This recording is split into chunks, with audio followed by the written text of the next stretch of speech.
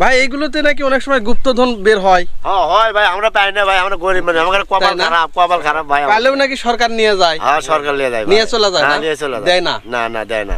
ও গরিব লোকেরা কমই পায় ভাই, ধনী আচ্ছা, লোকেরা এই যে ওই বাড়িটা দেখা যাচ্ছে, হ্যাঁ আচ্ছা হ্যাঁ বলে, ওটা আসলে কার বাড়ি ওটা? এটা বলে আমরা তো শুনছি, আমরা তো ছোট তো আমরা শুনছি যে হলে তো মনে করেন যে এটা পরশুরামের একটা ওটা মানে যে ওরা পুজো দিচ্ছিল আর কি। আচ্ছা, এই জায়গাতেই? হ্যাঁ, আমার দাদারা নানারা কিংবা আমার বাপেরা গল্প করিচ্ছিল। আচ্ছা, ওখানে পুজো দিচ্ছিল, ওই পুজোর একটা ইয়ে হ্যাঁ মস্তানি এলাকার এই জন্য।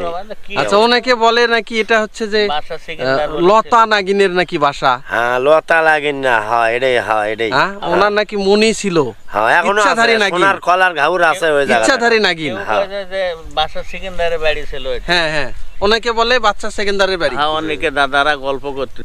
ভাই এই জায়গায় নাকি অনেক গুপ্তধন আছে। হ্যাঁ আছে। আচ্ছা, সোনার কলার ঘাউর আছে, সোনার কলার ঘাউর আছে এই জায়গায়। হ্যাঁ আচ্ছা, দুটো সাপ আছে, ইনকে মনে করেন যে ওরা দেখাছে মানে গল্প করছে যে ইনকে করে নিয়ে বসে আছে সাপ, কলার ঘাউরের উপর বসে আছে, সাপে পাহারা দিচ্ছে। হ্যাঁ পাহারা দিচ্ছে, ওটা কারো ক্ষমতা নেই যে ওই জায়গা থেকে নিয়ে যেতে পারে। ওরে বাবা, আর বিদেশ থেকে লোক আর চলে আসে, ওটা যন্ত্র বাঁধিয়েছিল, সে যন্ত্র ফেলে দিয়েছে, যন্ত্রই ফেটে গেছে। হ্যাঁ যন্ত্রই ফেটে